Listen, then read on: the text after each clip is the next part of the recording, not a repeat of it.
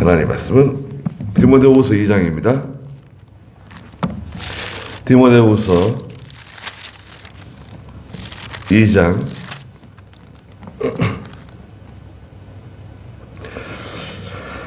네, 18절 말씀부터 보겠습니다.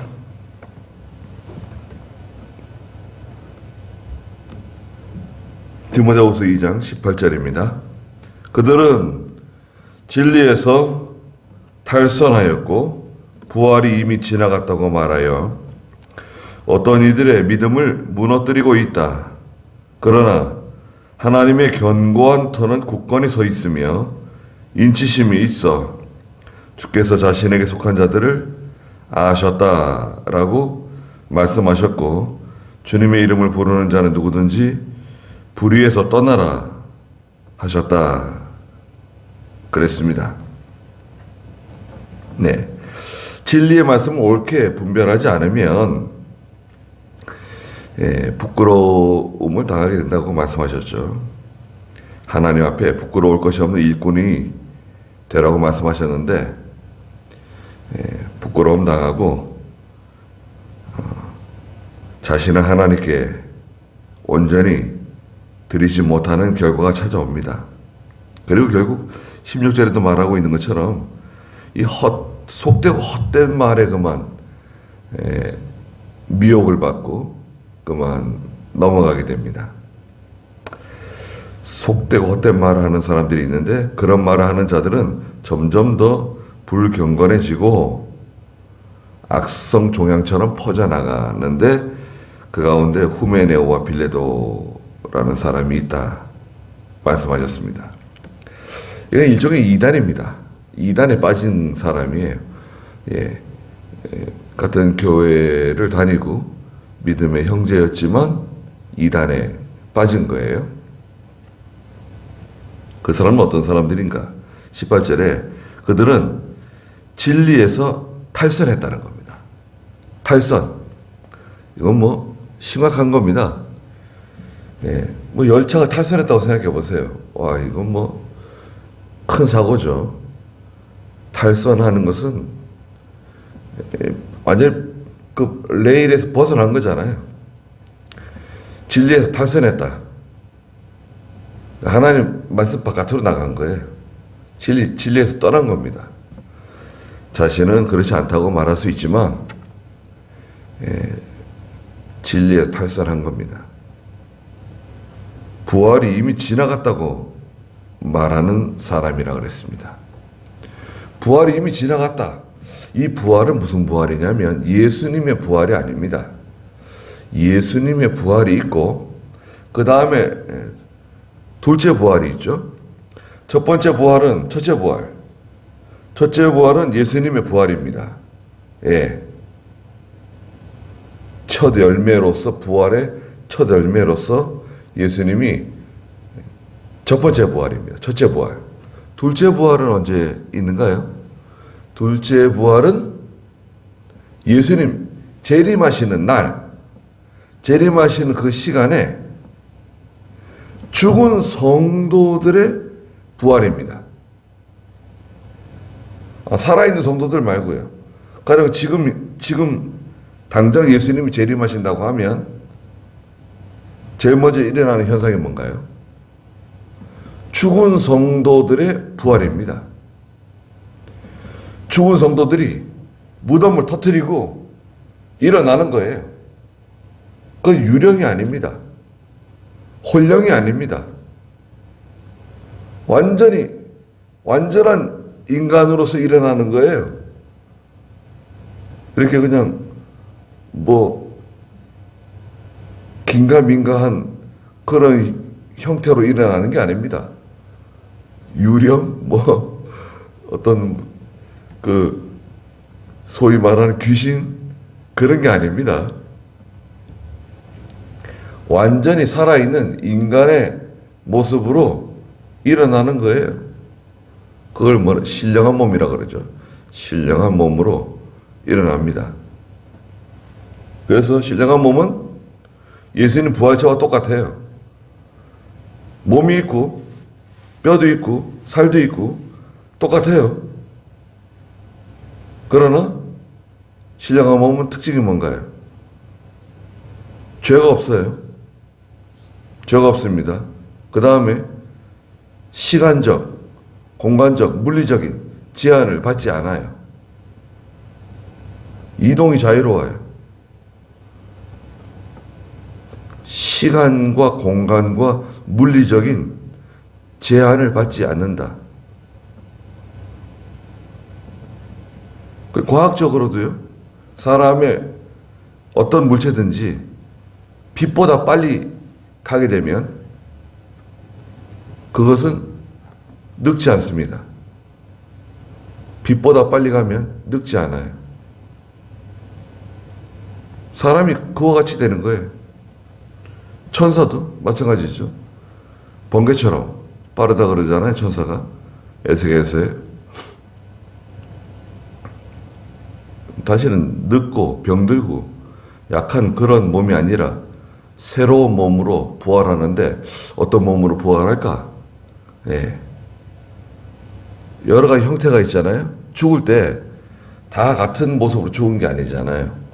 병들어 죽은 사람, 나이가 많아서 죽은 사람, 또 사고로 죽은 사람, 또 전쟁에서 사원화된 사람, 불에 타 죽은 사람, 물에 수장된 사람, 뭐 여러 종류가 있잖아요.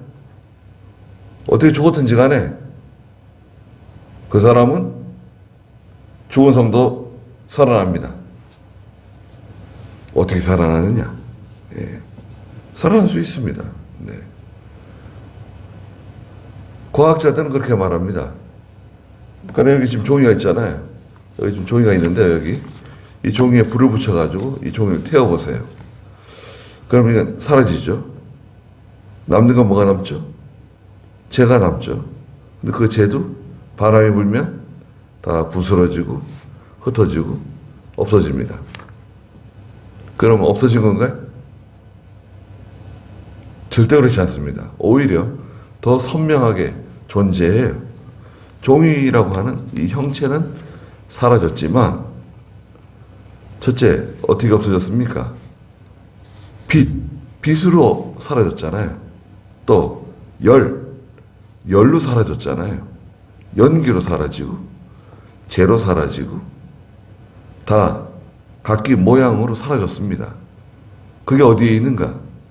그게 이 지구상에 이 가운데 존재한다는 거예요. 예. 그게 물질 보존의 법칙이에요. 우리 그 학교 다닐 때 배웠죠. 물질 보존의 법칙, 질량 보존의 법칙. 예. 없어지지 않고 다 이 공간 가운데 존재하고 있다는 거죠. 존재하고 있습니다. 먼지가 되었던 흙이 되었던 다 사라져서 없어진 것처럼, 녹아진 것처럼 보이지만 다 존재하고 있는 거죠. 그것이 다 다시 자기 짝을 찾아서 에스겔 47장에 있는 것처럼 죽은 뼈다귀의 골짜기에 생기의 역사가 일어나는 것처럼 다 살아납니다. 그리고 나서 두 번째 일어나는 현상이 뭔가요? 살아있는 성도들이 들려 올라가는 거죠. 예수님이 재림하실 때 다 들려 올라갑니다.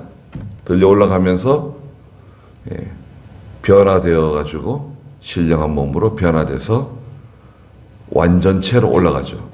신령한 몸을 완전체라 그럽니다. 완전체.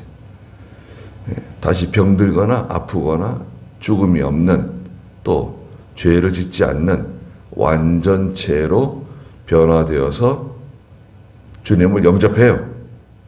그런데 지금 이 사람들이 나타나서 악성 종양처럼 속되고 헛된 말을 하는데 뭐라고 말하느냐? 부활이 이미 지나갔다는 거예요.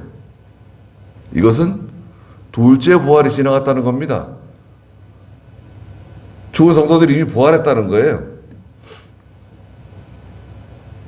이 말은 무슨 말이냐면, 앞으로 천년왕국이 온다, 그렇지 않다는 거예요. 지금 이 지상에 천년왕국이 임하는데 이미 천년왕국이 임했다는 거죠.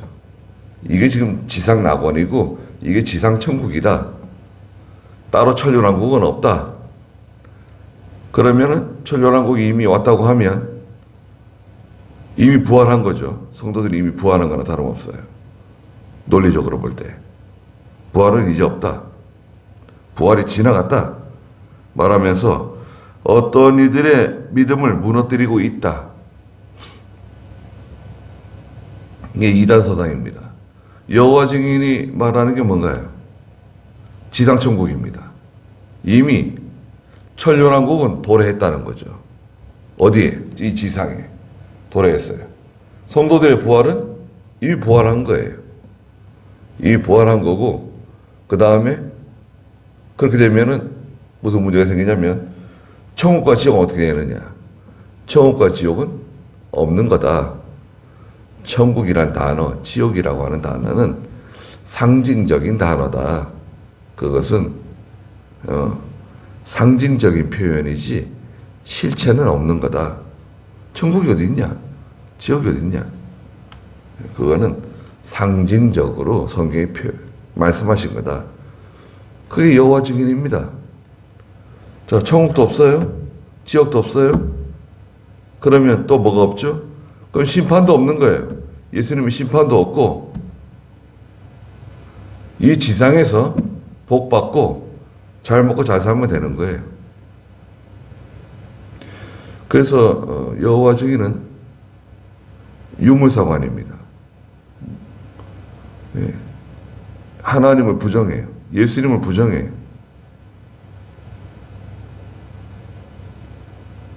유일신이 있다고 말하지만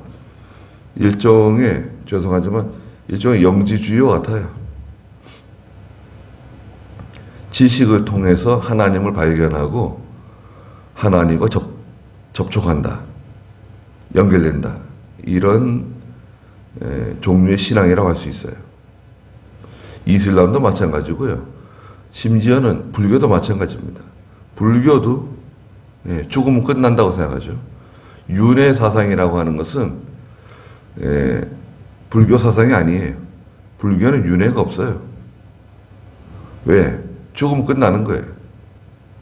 사람을 물질로 봅니다. 영을 부정해요.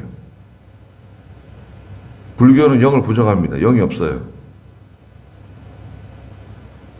영이 없으니까 신적 존재와 연결되는 것도 없는 거예요. 그래서 불교는 무신론입니다. 신을 부정해요. 그 석가모니는 뭐냐? 석가모니는 당신이 석가모니야. 당신이 석가모니다. 그래서 도를 닦잖아요. 그걸 뭐라는 거예요? 해탈하는 거예요. 세속에서 벗어나서 자신을 발견하고 보리수 나무 아래서 도를 닦는 거 아닙니까? 석가모니. 다 석가가 될 수 있는 거예요. 부처가 될 수 있는 겁니다. 그게 자기 구원이에요.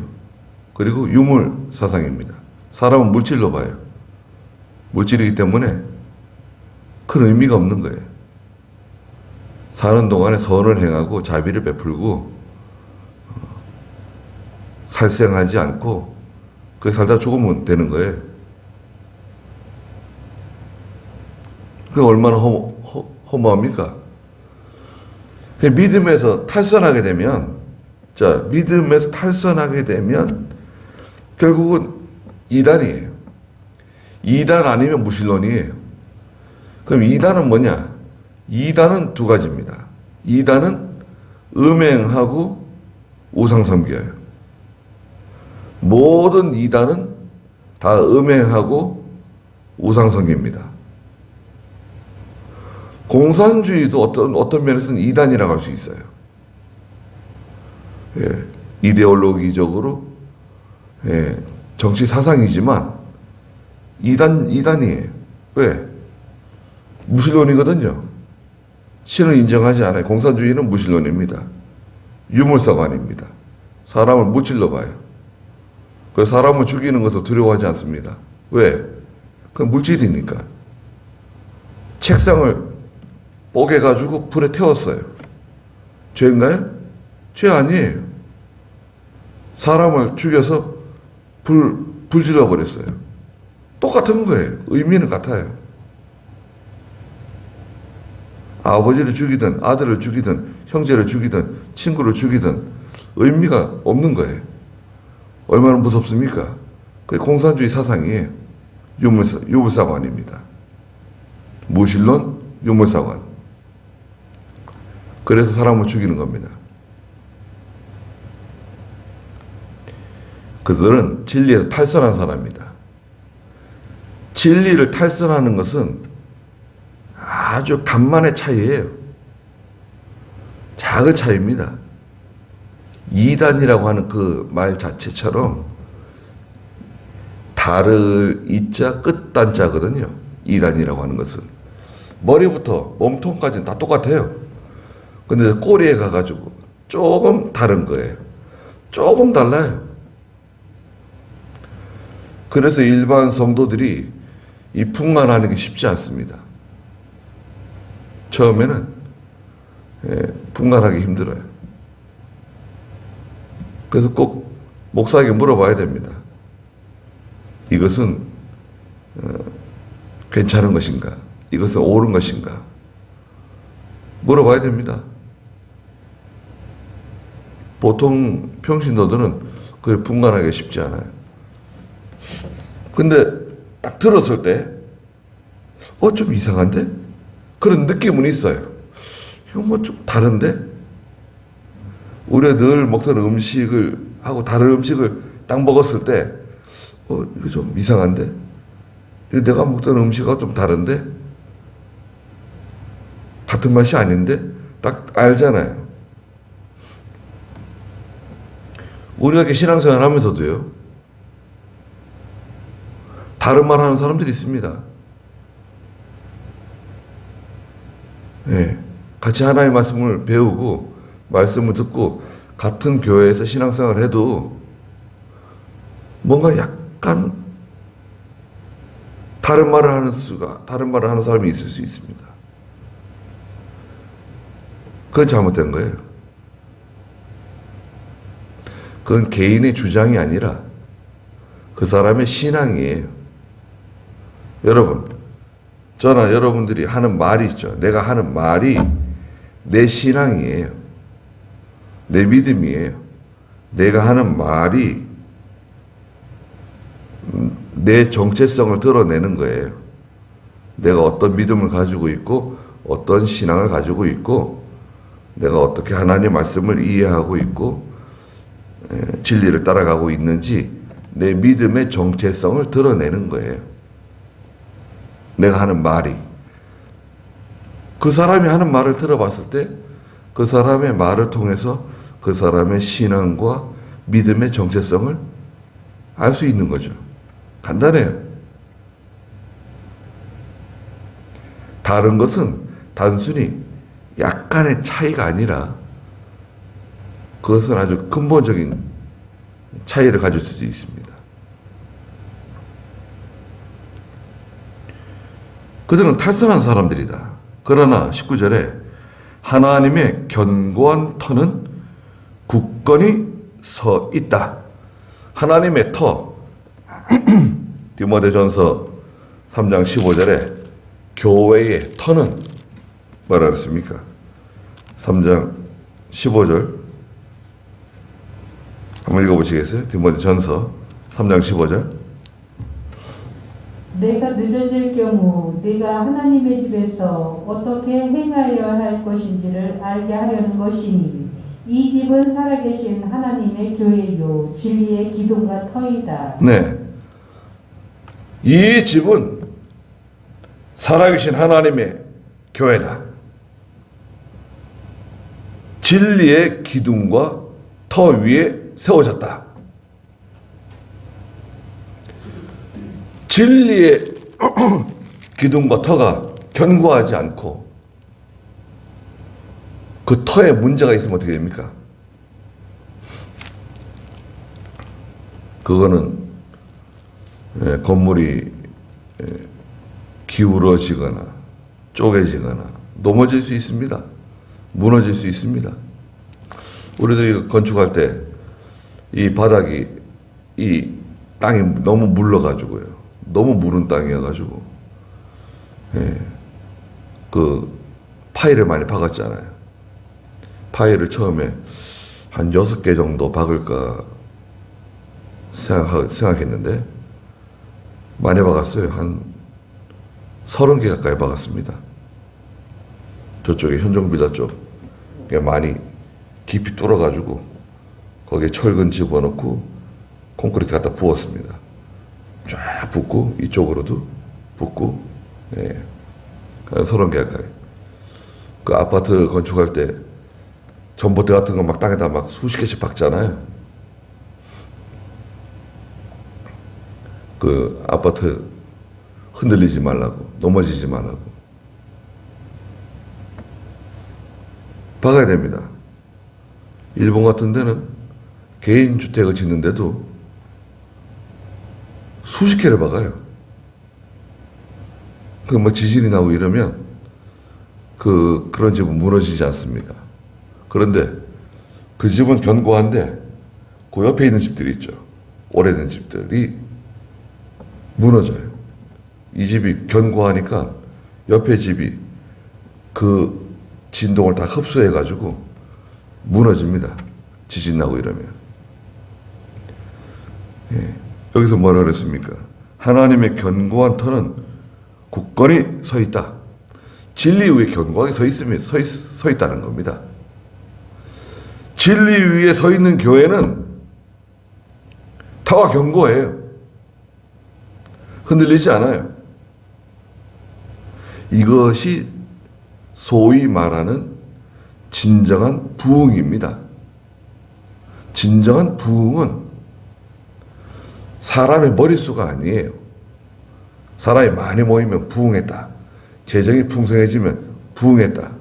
보통 그렇게 말하잖아요. 진정한 부흥은 진리운동입니다.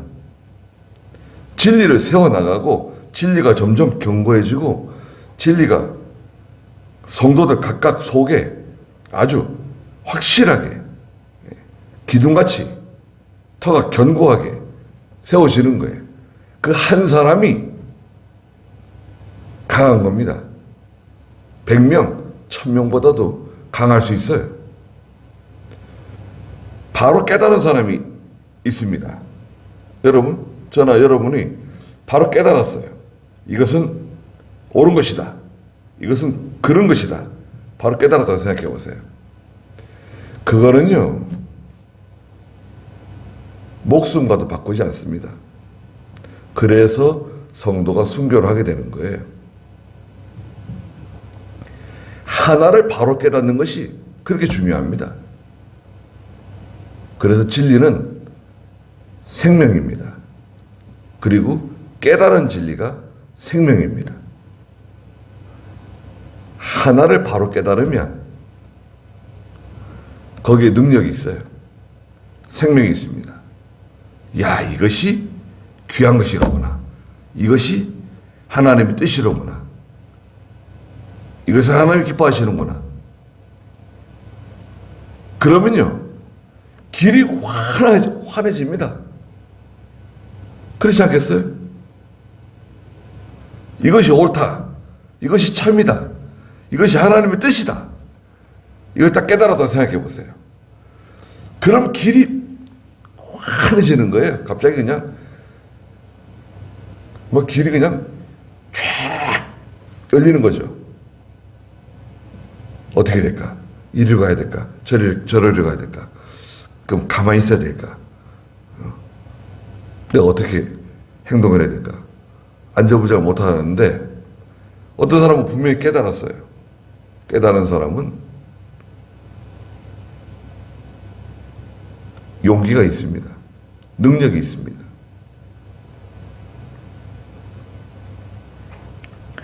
근데 이게 믿음에서 탈선한 사람, 진리에서 탈선한 사람이 다른 사람의 그 믿음을 무너뜨려요. 약한 사람들의 믿음을, 아직 견고하지 못한 성도들의 믿음을 무너뜨려요. 이게 참 큰 문제입니다. 무너뜨리지 못하게 해야 되는데 어떻게 무너뜨리지 못하게 할 수 있을까요?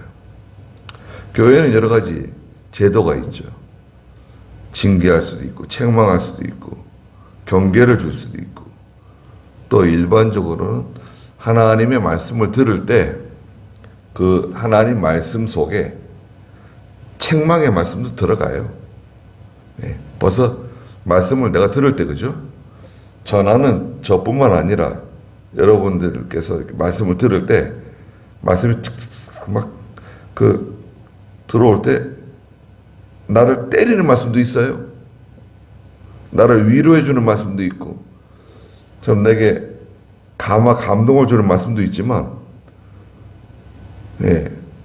예리한 검처럼 찔러 쪼개는 말씀도 있고 매를 때리는 말씀도 있습니다. 아파요. 속이 불편할 수도 있어요. 그 책망을 받아서 바로 서면 좋은데 바로 서지 않고 고집으로 나가고 그런 잘못된 일을 고치지 않고 나가게 되면 그건 하나님이 해결하세요. 제도적으로는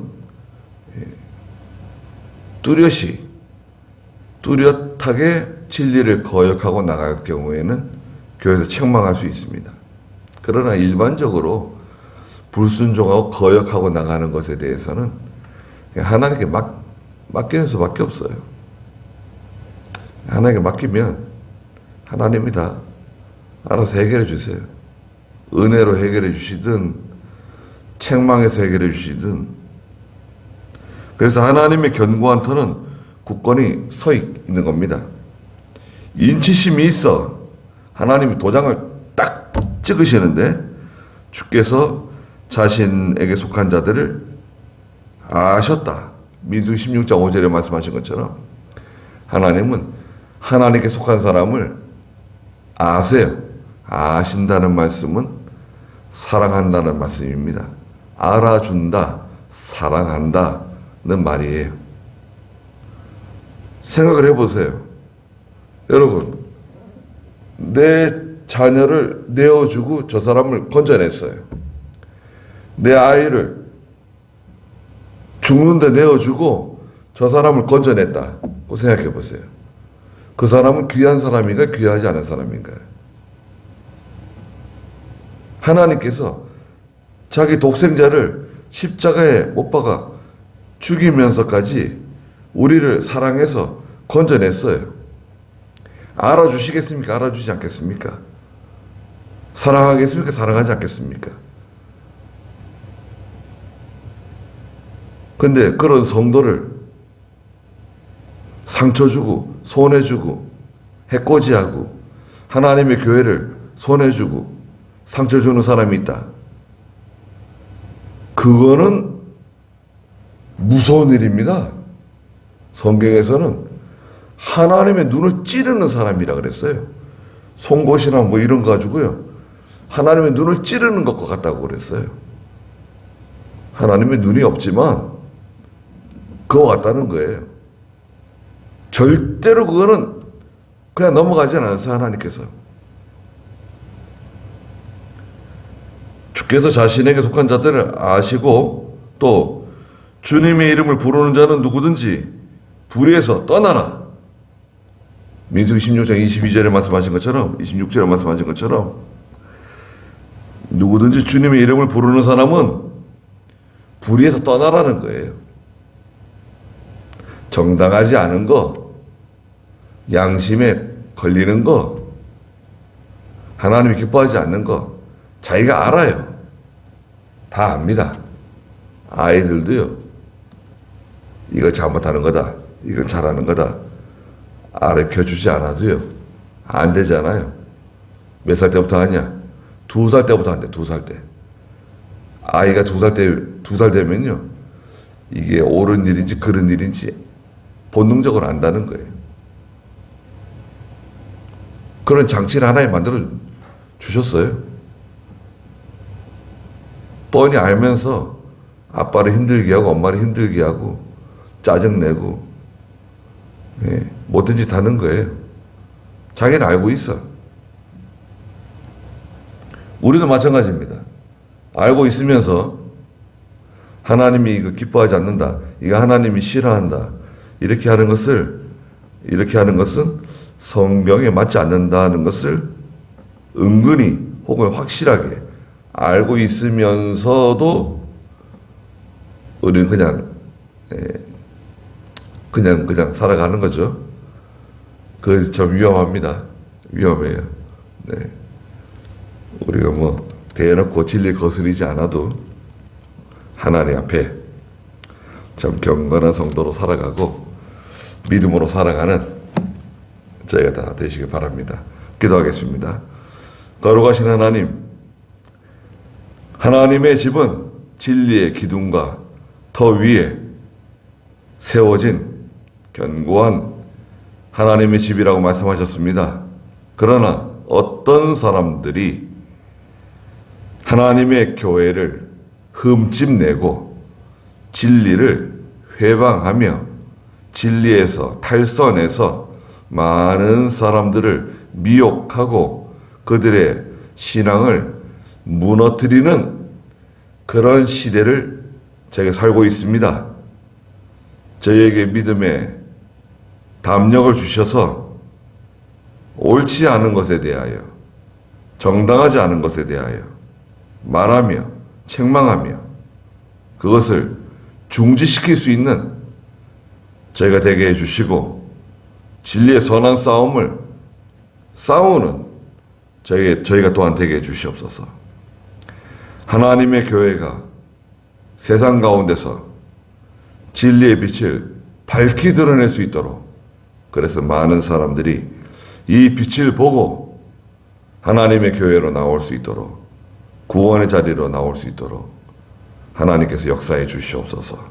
오늘도 귀한 하루 주셨사오니 하나님께서 함께 해주시고 저희들을 보호하여 주시옵소서. 예수님의 이름으로 기도드리옵나이다. 아멘.